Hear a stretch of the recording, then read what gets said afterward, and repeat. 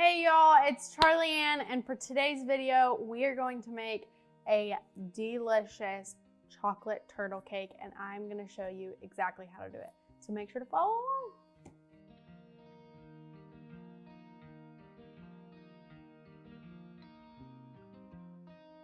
To start my cake today, I have gone ahead and made my Mima's chocolate cake and put it in the freezer to chill.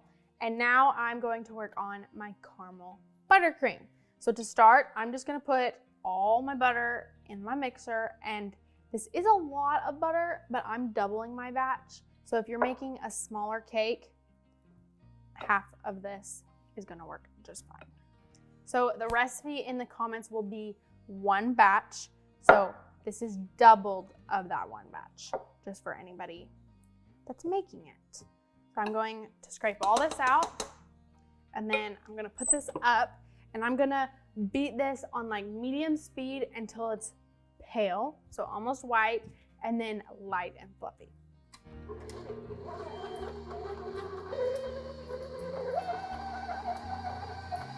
And then making sure to scrape down the sides of my bowl occasionally just to get everything good and incorporated.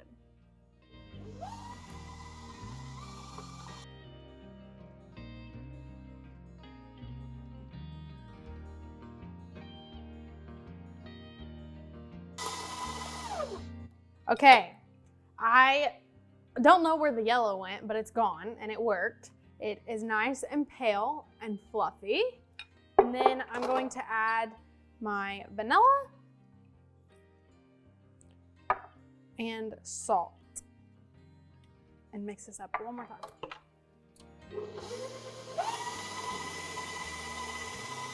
And then I'm going to add like a fourth of my sugar. So I'm gonna just try to dump a little bit. I'll whip this on like medium low.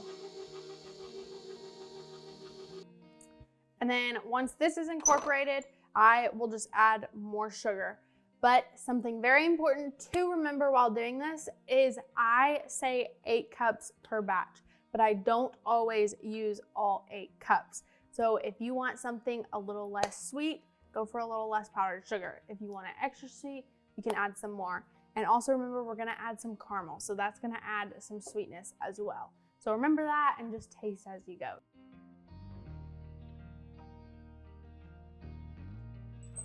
And then another tip I have is just taking a damp towel and draping it around your mixer, tucking it in behind as well to keep the sugar inside the bowl and off your beautiful apron. I have added all the sugar that I'm going to add, and then I have my caramel here that I am going to pour in. Okay. And be sure to watch my caramel sauce video where you can find the recipe to this exact caramel. And then once this is in, I'm just going to turn it on again on low and mix this. And then you have a really fluffy and luscious caramel buttercream. Now I'm going to set this aside and move on to my chocolate ganache. For my next step, I am going to make my chocolate ganache, which I've shown you guys before, but another time will not hurt. I'm gonna start by warming up my heavy cream in the microwave until it is almost boiling. I do 30-second intervals until it's hot.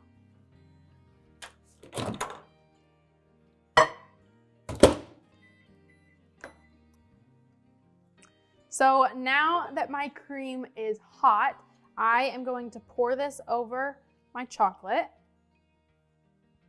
And then I will just push all my chocolate underneath my cream a little bit. You can see it's already starting to melt, but I am going to set a plate or a pan over my bowl so that the steam like melts all this chocolate, and we'll let this sit for just a few minutes. Now that my chocolate has been sitting for about a minute, I am just going to stir this chocolate in with my cream. It might take a little bit to mix, but it will come together. Look how it's coming together in the middle and becoming that ganache that we want.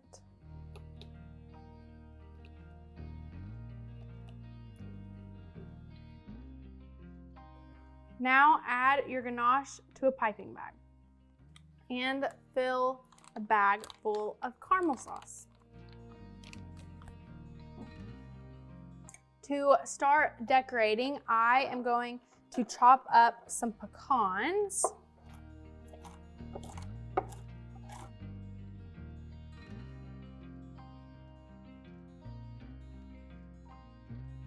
And now it's time to put all of this goodness together in one cake. So to start, I'm going to put a little bit of buttercream on the bottom of my board. Start with my layer of cake, and I'm going to fill this with a good layer of buttercream. And then once I get it all smooth, I'm going to go back with an offset spatula and make a little well right on the inside, taking out some of my buttercream. And then I'm going to put just a little bit of caramel in the middle, and then I can smooth this out.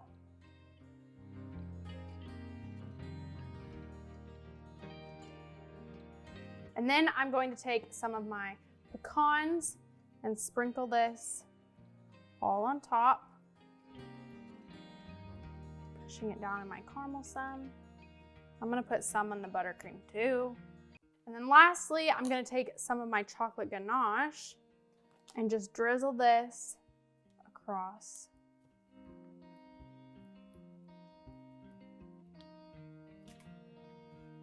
And then I will move on to my next layer, doing the same thing.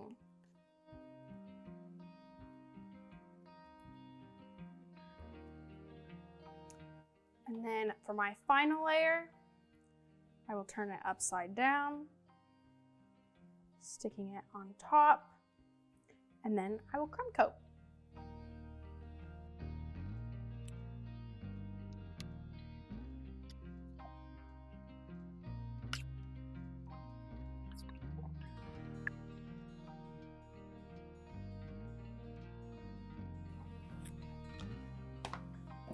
And then I will get this in the fridge to chill so that we can decorate. And fresh out of the freezer, we are going to decorate this. I'm gonna start with just a good layer of our buttercream all over our cake.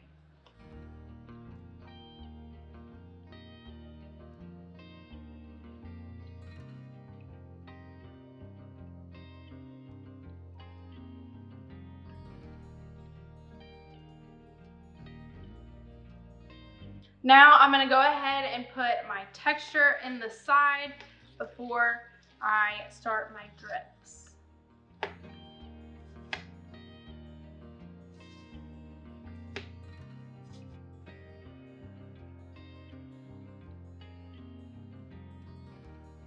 Now that my pattern is on my cake, I am gonna take some of my pecans and put them at the base of my cake, kind of like I would sprinkles. Y'all know I love a good drip, so we're gonna do a double drip today, starting with my chocolate. I am gonna pipe at the top, some drips, leaving room for another drip in between. So I'm gonna go out some, and then do another. Out some, and then another.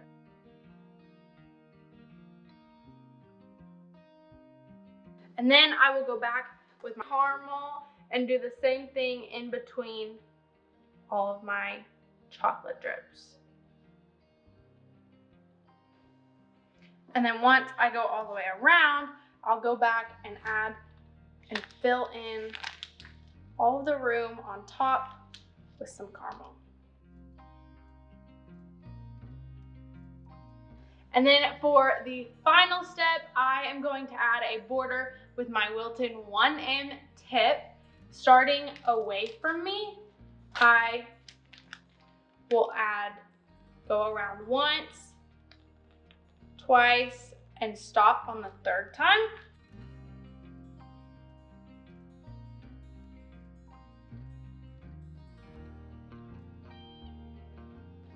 Finally, I'm gonna top these off with just a little pecan on each one.